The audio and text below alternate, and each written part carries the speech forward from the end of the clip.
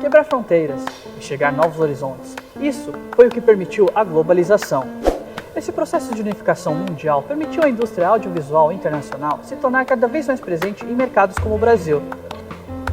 And you can watch a movie like this.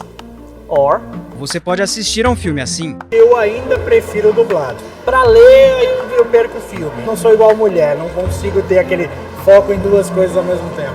Eu gostava de filme legendado, mas eu comecei a perceber que quando a gente começa a ler as legendas, a gente acaba perdendo o detalhe dos filmes. Então eu passei a gostar mais de filmes dublados. Eu prefiro legendado, porque para poder praticar o idioma, né? Porque o dublado, uma que a realidade é outra, né? O clima todo da voz do ator, a voz real é totalmente diferente e principalmente por causa do inglês, né? Preferências à parte, traduzir a linguagem e adaptar as culturas dessas diferentes nações são importantes meios de acesso à informação. A legendagem e a dublagem, elas abrem portas, né, para se compartilhar conhecimento, para se compartilhar conteúdo, arte, entretenimento. Tem potencial para ser importante no processo de aprendizado. É expansivo demais, você pega uma obra que seria acessível só aos falantes daquela língua e multiplica ela. Você vai só abrindo tentáculos de comunicação com as pessoas. Atinge um público que não teria acesso a essas produções. Para pessoas, por exemplo, com deficiência, pessoas analfabetas, aí não tem acesso. Apesar dessa importância social, a dublagem recebe muitas críticas do público. Eu acho que as pessoas no Brasil têm muita birra com a dublagem, porque a dublagem substitui uma atuação por outra, né? E por melhor que seja o dublador, ele não é o ator original. Se perde muito, assim, principalmente com o som ambiente na dublagem. No filme legendado você consegue explorar e ouvir melhor o som. Na dublagem, infelizmente, ainda hoje você não consegue ouvir de fato da maneira que foi capturado, da maneira que foi feita a pós-produção e tal. Mesmo assim, a dublagem tem ganhado cada vez mais espaço nas produções exibidas aqui no país. A tendência é dublar cada vez mais. E a gente percebe que isso também é uma demanda do telespectador. Segundo essa produtora, o que determina isso é uma preferência do próprio público. A gente teve um grande crescimento do mercado de dublagem esses últimos anos, que veio junto com o crescimento da classe C. A classe C, ela prefere os filmes dublados, ela prefere a língua dela. Um aspecto que determina a preferência do dublado ao legendado é o que se perde em ter que ler enquanto se assiste. Como espectador não dá para você absorver tanta informação, tipo, ver na tela, entender a cena e ler um monte de coisa na legenda. Você perde muito, né? Você perde praticamente 20 a 30%. Você fica fugindo a atenção e eu não consigo mesclar os dois, ler e assistir ao mesmo tempo, fica meio confuso. É muito rápido, né? Às vezes a gente não consegue ler e interpretar ao mesmo tempo, e passa muito rápido as legendas, e eu não consigo acompanhar. Então, por mais que você entenda e fale, não perco nada do filme, você perde. Você assistir um filme dublado é uma coisa, assistir um filme legendado é outra. E com o passar dos anos, o avanço tecnológico permitiu que a dublagem pudesse ser feita com uma qualidade ainda maior.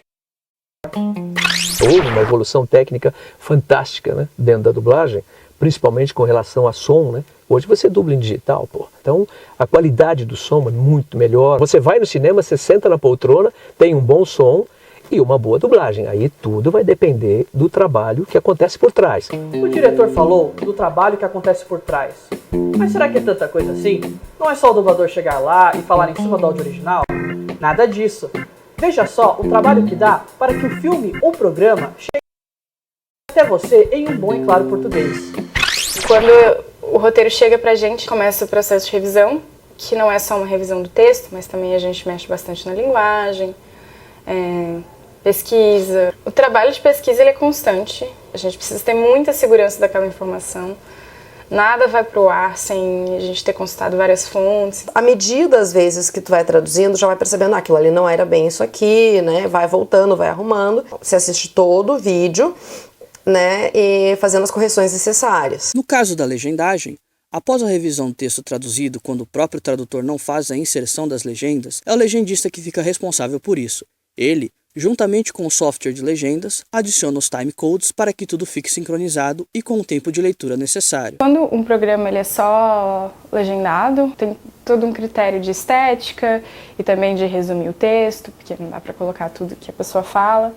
Tem que ser só o essencial para você entender o que está acontecendo, senão fica muita informação. Já para a dublagem, os tradutores também fazem orientações no texto para o dublador. A gente tende a perceber qual que é a característica do personagem na hora que a gente vai traduzir. A gente tenta o máximo possível facilitar o trabalho do ator. São orientações para a atuação da dublagem. Se vai pro estúdio para gravar sem isso, fica muito ruim o trabalho. E aí, ainda tem mais um longo caminho. Com todo o processo de tradução pronto, o texto chega às mãos do produtor e diretor de dublagem.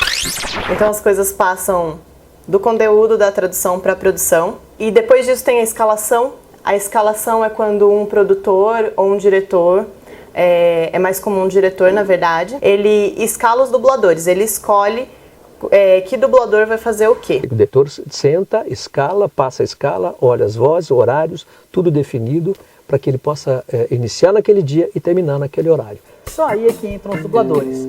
Esses atores, sim, porque eles são atores, dão vida a novos personagens. E é aí que toda a magia acontece.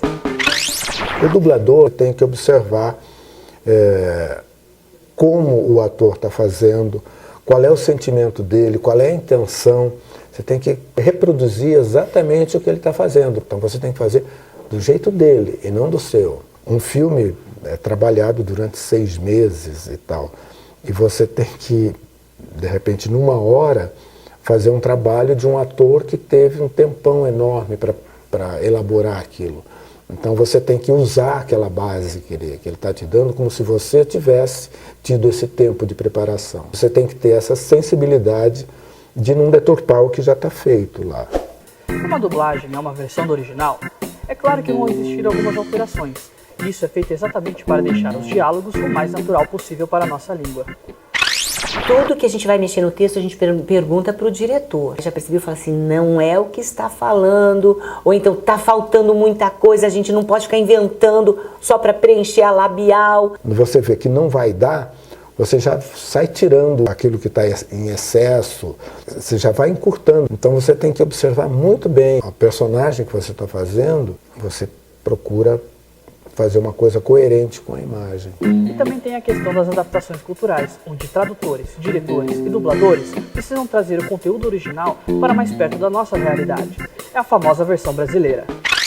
A gente sempre tem que adaptar bastante, às vezes trazer para o nosso contexto, usar gírias, expressões brasileiras, deixar aquele produto bem com a nossa cara. A gente evita muito a questão de, por exemplo, fazer adaptações para correspondentes da nossa cultura. Mas tem vezes que não tem jeito. Uma piada vai perder sentido. Eu acho que tem umas piadas, algumas falas, que só o americano vai entender, assim. O humor americano é muito diferente do nosso. O próprio tradutor, que tem mais conhecimento da língua, ele já adapta.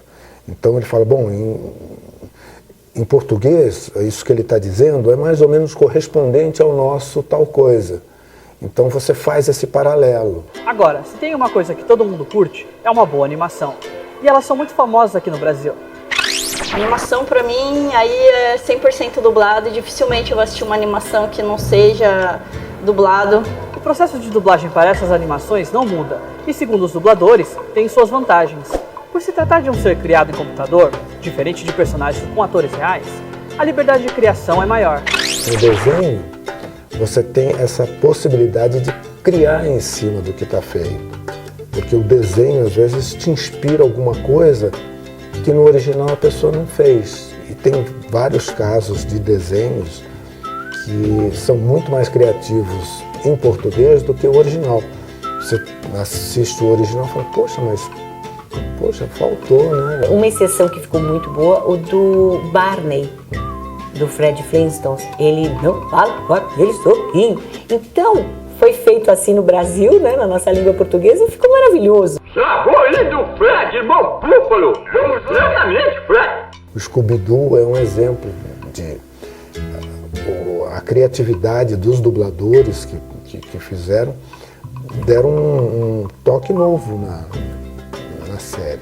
Arqueologia? Eu já ouvi falar de arco e flecha, mas nunca de arqueologia.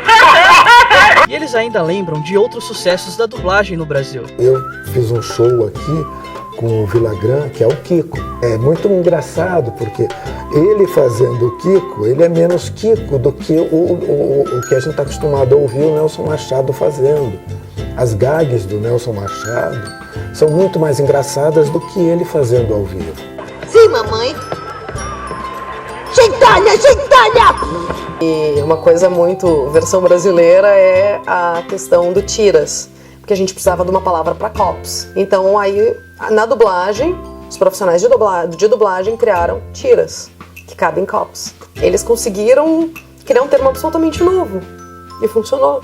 Você chega com meia hora de atraso e ainda traz uma porcaria de um tira? De que você tá falando? Ele não é tira coisa nenhuma. É claro que ele é tira, eu conheço ele, cara. Você vem pra cá armar pra mim? É claro que você é tira. Coisa nenhuma, ele é meu sobrinho. E além de tira, é pé frio. E por tudo isso, a dublagem brasileira é considerada uma das melhores do mundo. Tem qualidade, sim, com certeza. Eu acho que a dublagem no Brasil, eu acho que está sendo bem feito essas dublagens. A gente compara com a dublagem de outros países, a gente percebe que a dublagem brasileira é de muita qualidade. Não fosse a dublagem brasileira, eu que não gosto de legenda, não gosto de ficar lendo, o que seria dos filmes pra mim? Eu não ia entender nada. A gente faz com amor. Então eu acho que isso pesa bastante nesse conceito de que a dublagem brasileira, eu não sei se é a melhor do mundo, mas tá quase lá. E você deve ter ficado curioso para saber quais são os personagens que os dubladores que mostramos fazem, não é? Veja aí.